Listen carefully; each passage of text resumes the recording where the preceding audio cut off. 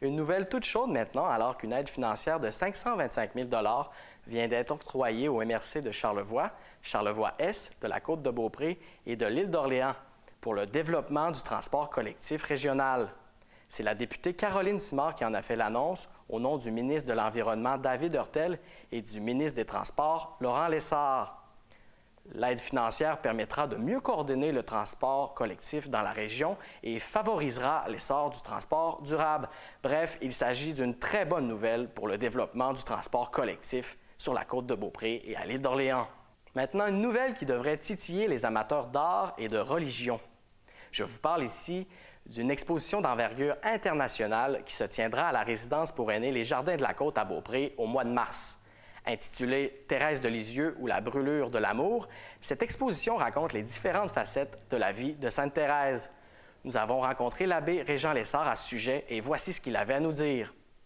Eh bien, voici, lorsque j'étais à Lisieux, il y a 2 ans, voilà que le président de l'Association des Amis du Carmel de Lisieux, qui avait préparé pour le Carmel une exposition en 29 tableaux comportant différents passages de la vie de Thérèse. Et ils se sont dit à ce moment-là, bien, ce serait le fun d'aller au Canada. Puisque vous êtes un sanctuaire diocésain, est-ce qu'on ne pourrait pas aller exposer nos tableaux chez vous? Alors, il s'agissait que de dire oui. Alors, j'ai dit oui, pourquoi pas? Et la collaboration a commencé. Et voilà que depuis 1 an, nous avons cette exposition de Sainte Thérèse de Lisieux et qui s'intitule aussi « La brûlure d'amour ».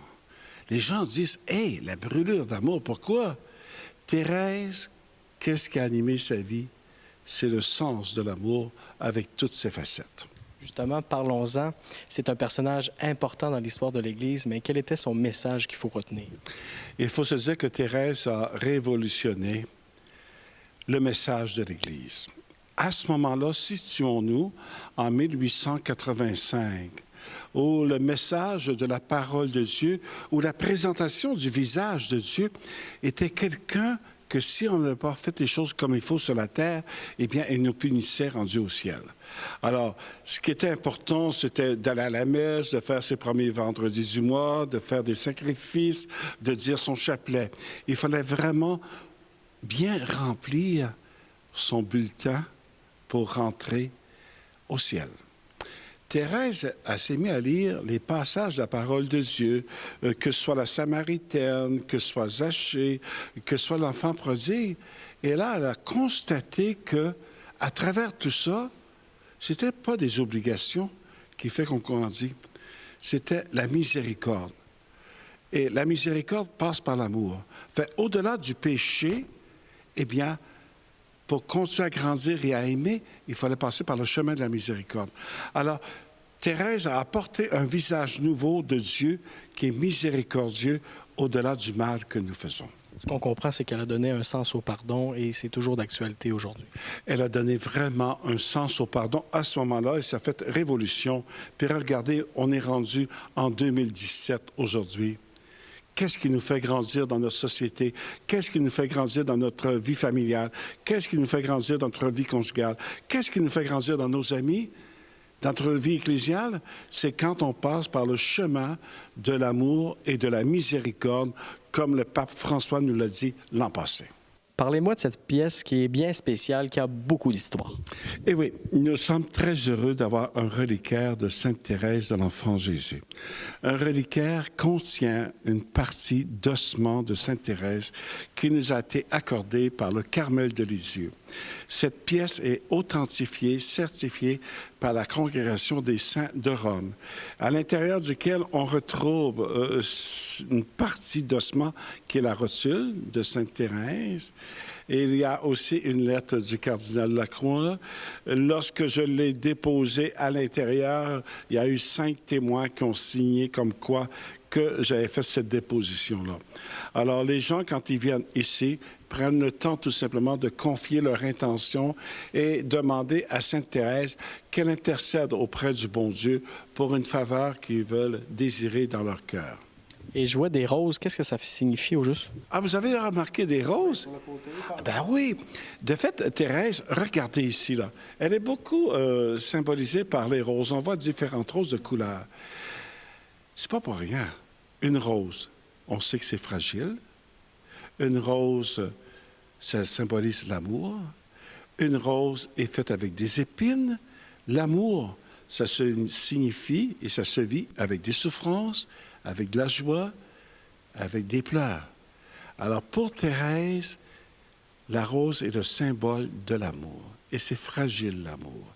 Et lorsque Thérèse était en fin de vie, dis-je, elle prenait de ces roses et elle effeuillait. Elle enlevait des pétales. Elle disait, ce que je souffre dans mon corps, moi, à l'âge de 24 ans, ben, je pense à telle personne. J'offre ma souffrance pour telle personne. Et elle enlevait une pétale comme ça. Alors, je pense qu'elle a donné un sens à sa souffrance. Elle ne s'est pas révoltée, mais elle a offert sa souffrance en toute amitié et amour pour Dieu. Donc, c'est le symbole de l'amour qu'on comprend. Exact. Et vous voulez me parler d'une autre pièce aussi, une pièce qui a beaucoup d'histoire et c'est une belle histoire qui finit bien. Imaginez-vous donc que notre Église ici a été fondée en 1925, le nom de la paroisse. Eh bien, en 1926, il y a une personne de la côte de Beaupré, de Bois-Châtel, de Bois-Châtel, une maman qui était institutrice, qui avait 6 enfants, et à la fin de novembre, début décembre, elle faisait des beignes pour Noël. Mais dans ce temps-là, situons-nous, la chose de la cuisine, il y avait le poêle, il y avait la table à cuisine, il y avait le moulin à coudre. Et dans le moulin à coudre, il y avait ce qu'on appelle un genre de pelote avec différentes épingles.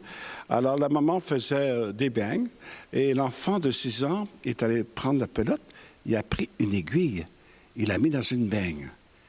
Et l'enfant de 20 mois a mangé la beigne. Ah! Mon Dieu, quel désarroi! Alors, les parents sont allés tout de suite chez le médecin. Et le médecin disait, écoutez, un enfant de 20 mois, 1926, d'ici 24 heures, ça va percer en quelque part au niveau de l'estomac, au niveau des intestins, et l'enfant va mourir. Et là, les parents se sont dit, mon Dieu, Sainte Thérèse, aide-nous, aide-nous, aide-nous. Et ils ont confié leur enfant à Sainte Thérèse pour qu'ils puissent garder leur enfant. Et le lendemain matin, l'enfant, par les voies naturelles, a rejeté l'aiguille. Et cette maman était tellement heureuse qu'à ce moment-là, elle a envoyé l'aiguille avec 5 $. En 1926, 5 $, là. C'est quelque chose aujourd'hui, là. Elle dit, j'ai fait une promesse à Sainte Thérèse. Elle dit, vous, monsieur le curé, je vous donne ça pour que vous puissiez l'exposer, tout ça. Et aujourd'hui, il nous fait plaisir de vous la présenter, cette pièce, cette aiguille, qui symbolise justement un des premiers miracles sur la côte de Beaupré grâce à Sainte Thérèse.